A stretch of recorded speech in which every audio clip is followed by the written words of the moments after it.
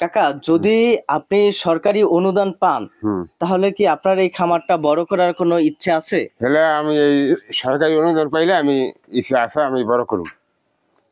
আর মনে করো যদি সরকারি অনুদান না পাই তাইলে আমার করার কিছু নাই। হ্যাঁ, আর কি আর যদি পাইতাম তাইলে আমি একজন লোক রাখিয়া চাকরিজীবিত কাজ করতাম, এই দেশ উন্নত হইতো। এই কারণে সবাইই ভালো হইতো, আমার জন্য একজন লোক চলতে পারতো।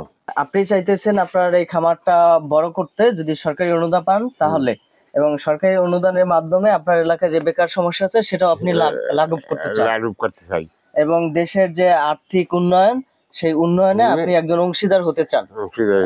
কারণ বাংলাদেশকে উন্নতশীল রাষ্ট্রে পরিণত করার দরকার আছে, উন্নয়নের দিকে আমাদের যাওয়ার দরকার আছে। আপনি এই গরুকে যখন আপনি পানি খাওয়ান, পানিটা কোন সময় দেন? পানিটা সকালে দেই একবেলা 10টার দিকে, আবার বিকাল 3টার দিকে দেই একবেলা। সকাল 10টায় যখন পানি দেন তখন একটা গরুর পিছনে একটা গরুর জন্য কয় লিটার পানি দেন? একটা গরুর জন্য মনে করো 20 লিটার পানি একবেলায়। দুইটা গরু 40 লিটার, আর 3টার 60 লিটার পানি। 3টার ভিতরে ছোটটায় কম খায়, এই দুইটাই বেশি খায়। আবার বিকালে যেমন একটু বেশি খাওয়ান লাগে, 7.5 লিটার খাওয়াই না, বিকালে খাওয়ান লাগে 40 লিটার 71। গ্রামে যারা গরু পালে তাদের এই গরুর যে যে ওটার কি বলে, খুরা মানে পায়ের শেষ মাথায় ওখানে একটা অসুখ হয়, ওই অসুখটার নাম কি? ওইটা জরা। জরা।